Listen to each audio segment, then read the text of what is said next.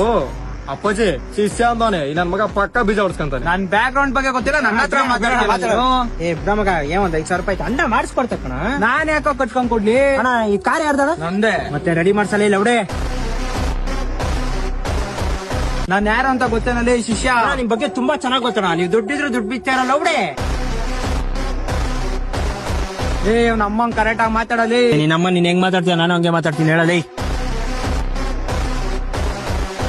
ಜಾಸ್ತಿ ಮಾತಾಡ್ಬೇಡ, ಮನೆ ಹತ್ರ ಬರಲಿ, ದುಡ್ಡು ಬಿಸಾಕ್ತಿನ್ಲಿ. ನಿನ್ ದುರಹಂಕಾರ ದೌಲತ್ತು ನಿನ್ ದುಡ್ಡು ತಗೊಂಡು ನಮ್ಮನ್ ತಿಕ್ಕಿಕ್ಕೋ. ಇದಕ್ಕಾಗಿರೋದು 5,000 ಕೊಟ್ಬಿಟ್ಟು ಟಿಕ್ಕ ಮುಚ್ಕೊಂಡ್ ಮನೆಗೆ ಹೋಗಲಿ. ನಾನ್ ಯಾರು ನಮ್ಮ ಅಪ್ಪ ಯಾರು ಅಂತ ಗೊತ್ತೇನೋ?